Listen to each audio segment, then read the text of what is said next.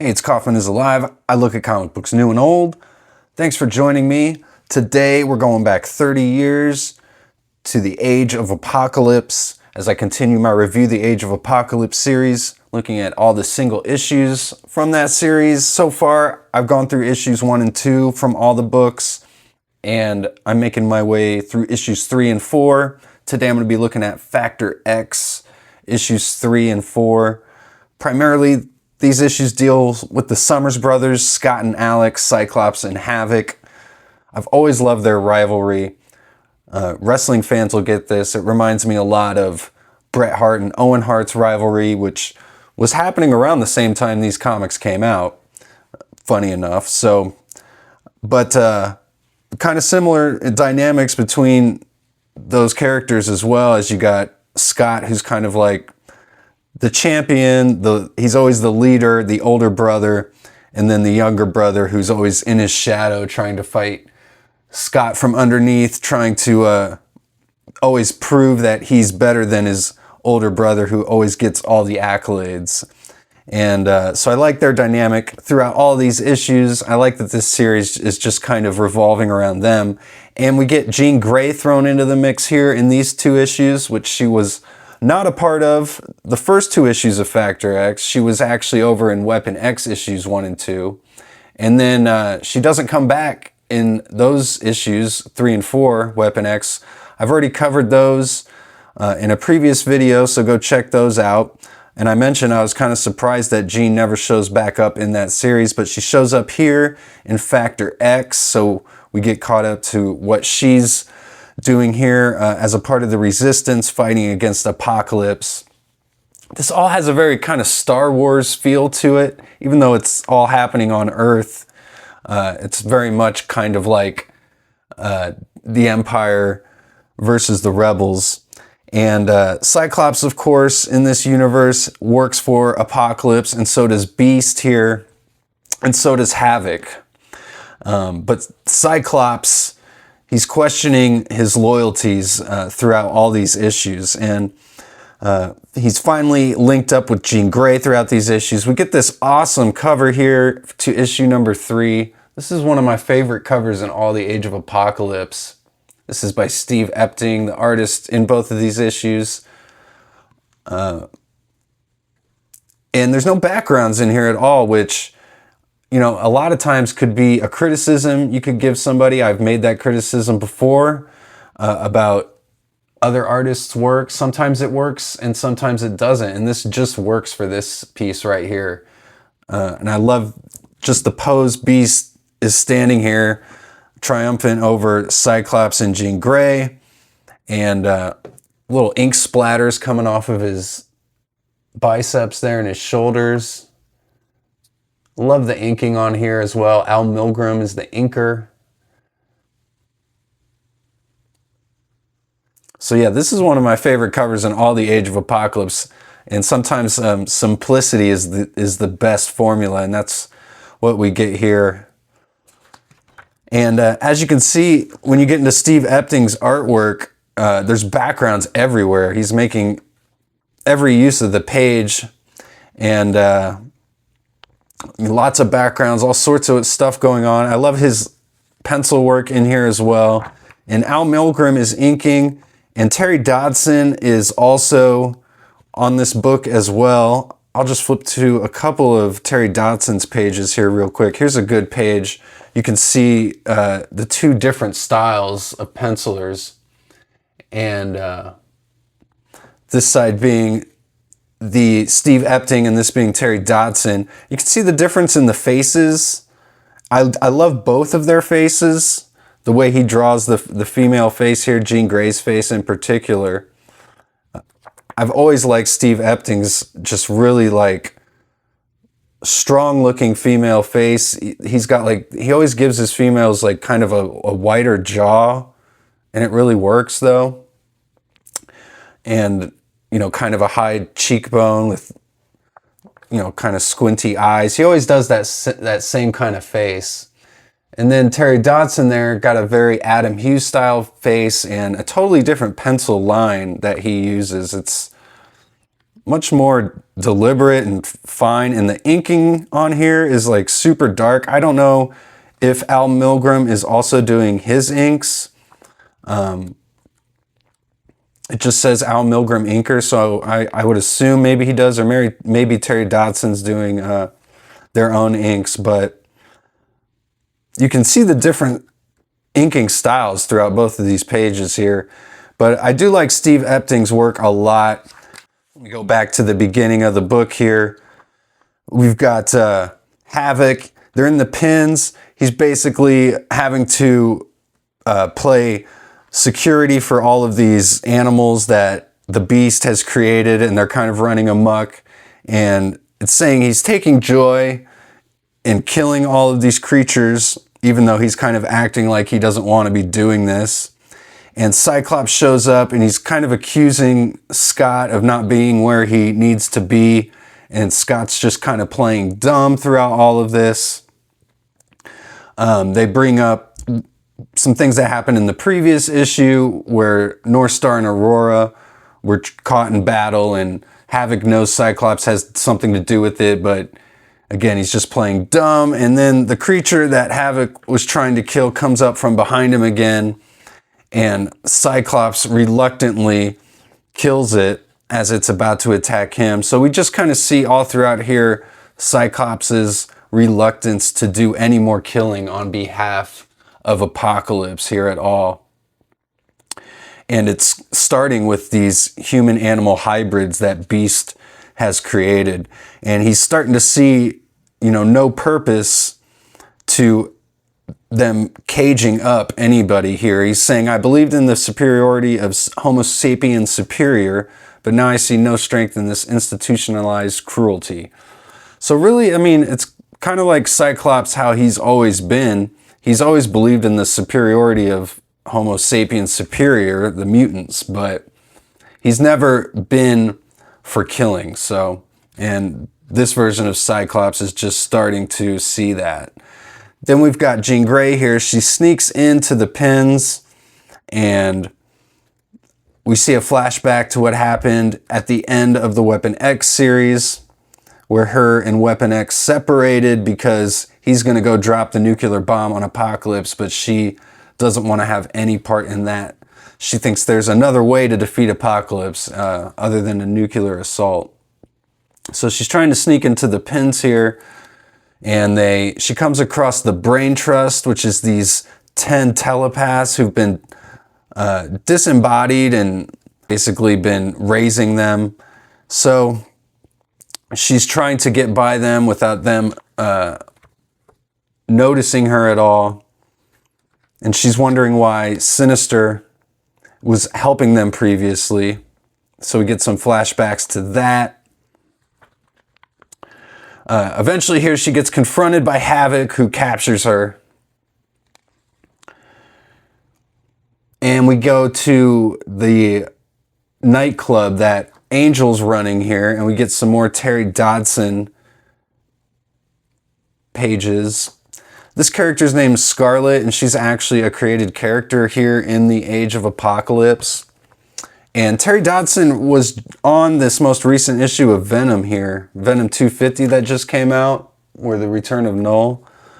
And I wanted to show some of the pages here, because he's drawing a redhead. He's drawing Mary Jane. So you can see his artwork 30 years ago compared to some of the stuff he's doing now. This is Todd Nowak doing these other pages here, but here's another one. Mary Jane and Paul. I think his stuff back here 30 years ago looks a little bit better. Maybe it's just who he has inking for him, perhaps. But Scarlet gets accused of being a traitor, and she's actually Havoc's girlfriend. So the Bedlam brothers, they come here, and they're also some created characters for this Age of Apocalypse as well. And they're able to capture her. I really like these panels down here. She's begging Warren for his help, and she says, "Please don't turn your back on me." And then This panel's got a real interesting look to it. It's like only inked a little bit on the outside, and then it's just got some blue, like shaded color on the inside, but he's turning his back on her as he makes a drink, as he pours a drink for himself, asking, does Alex know yet? And one of the Bedlam brothers says, he's head of security, he'll find out. So then we go back down to the pens, and Cyclops asking Havoc, he's still on duty, and Havoc is saying, not tonight, there's so much to do now that I'll be taking over the elite mutant force. And Cyclops is like, have you been drinking? I'm ranking prelate. Havoc says, I give up, we both know you're a traitor. And Cyclops says, you're way out of line. And then Havoc says, not this time, Scotty, follow me down to the lab. And Scott's saying, you must really think you have me, Alex. You're smiling like a cat who ate the canary. So we see Havoc smiling there, and a shocked look on Cyclops. I really like Steve Epting's faces here. He draws some great faces. And he's got Jean Grey trapped in all these weird chords and technology. And make note of this drawing of Beast right here, because it actually gets reused in a Terry Dodson page in the next issue, which at first kind of blew me away. So when we get to it, I'll point it out, and you might be able to even see it. So keep this panel in mind. And this is a Steve Epting page, but keep in mind, they use this same drawing later in a Terry Dodson page. It's really weird, and it stands out like a sore thumb. So Havoc says, you're looking stunned, Scott. And then we kind of get a little bit of backstory here between Cyclops and Jean, and we finally understand that they have a bit of a connection here previously. And we finally get the scene showing in little clips the battle between Cyclops and Logan, when Logan took Cyclops' eye, and then Cyclops took Wolverine's hand, blasted it right off. So these are some really cool pages. These are the Terry Dodson pages too, showing that flashback. So we see it cost him an eye, and then she is covering for Cyclops here when Havoc's accusing him of being a traitor, so Cyclops realizes that they could work together. We see the Guthrie siblings here in the shadows, watching along, waiting for the signal from Havoc. Havoc tells Cyclops to execute Jean Grey if he wants to prove himself, and in a defiant panel there at the bottom, he says no, with just his eye. That's a really cool panel. So he gives the signal, and Sam Guthrie blasts into action. He's not called Cannonball here. He's actually, it says Rocket Samuel Guthrie rockets into Scott Summers before he can dodge the human cannonball with the lowercase c. So they don't have code names yet in this universe. They're just working for Apocalypse here. And the sister, Elizabeth Guthrie, she can change her size, so she's able to slam down Cyclops here. And then they take Cyclops to Beast.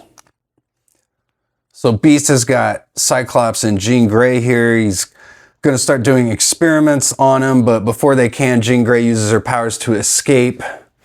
And she uses her powers to take off Cyclops' visor as well, so he just is able to blast Beast away.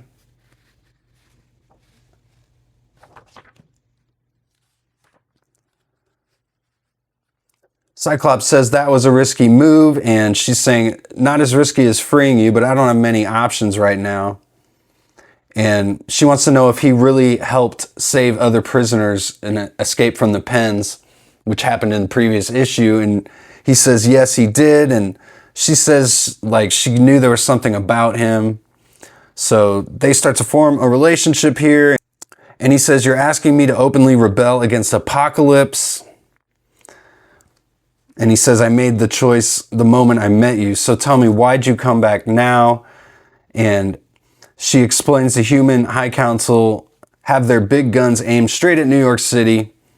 And before Apocalypse goads them into pushing the button, we're going to liberate the pens or die trying. So they're going to try and break all the prisoners out of Apocalypse's pens here. And then on the final page, we see Apocalypse on his Mountain of Skulls.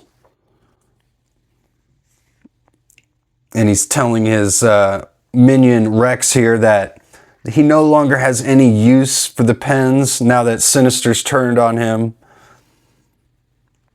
And so he's instructed to shut them down immediately. And he says, "All prisoners will be cold. Let the weak perish and the strong survive. This has always been the way of Apocalypse." So a pretty cool ending, sets up a lot of cool stuff. This was a great issue, issue number 3. Then we move on to issue number 4 here. A really cool cover again with Scott and Havoc battling each other. Pretty awesome drawing there. I love Cyclops' look in this Age of Apocalypse. Probably my favorite Cyclops look, and also with Havoc too. I think he looks awesome here with this, as you can see on this opening splash page. And the new X-Men of Apocalypse book that just came out, he doesn't look like this at all. And this is a cool team. This really is the Factor X team here. There's really no team named Factor X in any of these pages. But I guess if you could name a team that, it would be these guys, although they're actually called the EMF here. Havoc's trying to maintain control over them. He's immediately losing control over his team now that he's in charge.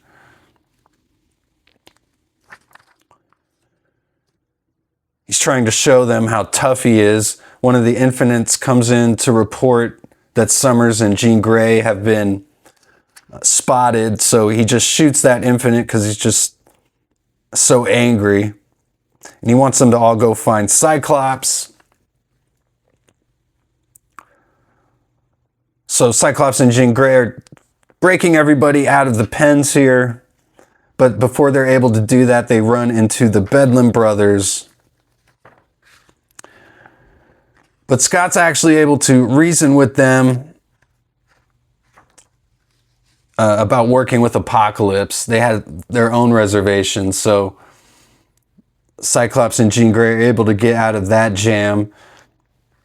Then we go back to Angel. He gets confronted by some Infinites. Apocalypse has had enough of Angel. Everyone who works for Angel seems to be a double agent working for the Human High Council. So they're accusing him of treason. This is a cool page. I like this drawing a lot here of Angel. He grabs a flamethrower. He says, "Let me show you treason." And since this is his building, he's got his own escape route, so he's able to escape. Another really cool drawing of Angel there. This is Terry Dodson's pages here. So now we get a battle between the Bedlam brothers and the Guthrie siblings, which seems like they were put in here and set up just for this specific kind of sibling battle. This is all about sibling rivalry and throughout all these pages. So we go back to the Brain Trust, and we get a pretty cool scene where Jean Grey and Scott are trying to sneak past them, but the Brain Trust is just too powerful. But then we see Jean use her psychic powers even more than she ever has before. And they even mentioned that they ran into Nate Summers, which we didn't see in any of these pages, but it happened in X-Men number 4, which is another book I will be covering here shortly in my review, The Age of Apocalypse. But Jean says ever since they met, and she knew that the three of them all had a connection, which of course, because their DNA was used to create him by Sinister, so technically he is their son. But ever since they ran into him, her telepathic powers have been freed, she says, and so she's been stronger. So she's able to overpower the Brain Trust here. Pretty cool drawing of Cyclops and Jean there. The Bedlams say, "Remind me never to upset Miss Gray." And Scott says, "What about the Guthries?" They say they're down for the count. And they say, "You need any other bold-faced acts of rebellion?" And he says a blackout. So then we go to Havoc and Scarlet, and finally he's confronting her about being a traitor. And then he says, "I should just kill you right now." And then she says, "I'm pregnant." So it gets really heavy really quick. And then he doesn't believe her, of course, and she tries to convince him, but then the lights go out and Havoc knows that he says, "Scott, this is his doing." So finally, Scott and Jean are releasing the prisoners. We see some of the animal experiments that Beast has done some work on, some experimentation on, and they're all starting to rebel against him as well. And we see Beast battling with all these animal creatures. They're almost like the Wundagore mountain creatures, the high evolutionary, but Beast playing that role here. And if you look closely, you'll see that panel with Beast I was talking about earlier from issue 3 that they take from a Steve Epting page and then they use it here on a Terry Dodson page.